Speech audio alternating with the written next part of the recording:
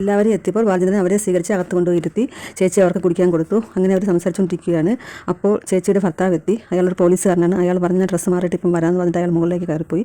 അപ്പോൾ ശിവേട്ടൻ ബാലചന്ദ്രനോട് ചോദിക്കുകയാണ്, എന്താണ് നിങ്ങൾ തമ്മിലുള്ള പ്രശ്നം, നീ ഒരു കോംപ്രമൈസിന് തയ്യാറാണെന്നൊക്കെ ചോദിക്കുന്നു. അപ്പോൾ ബാലചന്ദ്രൻ പറയുന്നു, ആരാണ് കോംപ്രമൈസ് ചെയ്യേണ്ടത്? എന്നിട്ട് പഴയ കാര്യങ്ങളൊക്കെ പറയുന്നു. അലീന വന്നത് മുതലുള്ള കാര്യങ്ങൾ പറയുന്നു. വൈജയന്തിയാണ് ആദ്യമേ പ്രശ്നമുണ്ടാക്കിയത്. അലീനയുടെ മേൽ ഓരോ കുറ്റങ്ങൾ ആരോപിക്കാൻ തുടങ്ങി. അലീനയെ കളിയാക്കാൻ നോക്കി, അലീനയെ മോശക്കാരിയായ പെണ്ണാക്കാൻ നോക്കി. അതിലെല്ലാം വൈജയന്തി തോറ്റു. അവസാനം രോഹിത്തും ഹരിശങ്കറും കൂടി അലീനയെ മയക്കുമരുന്ന് നൽകി മയക്കി മാനഭംഗപ്പെടുത്താൻ ശ്രമിച്ചു. അപ്പോൾ അലീന ഒരു കത്രി എടുത്ത് വയറ്റിൽ കുത്തി. അവൾ അതിൽ നിന്ന് രക്ഷപ്പെട്ടു.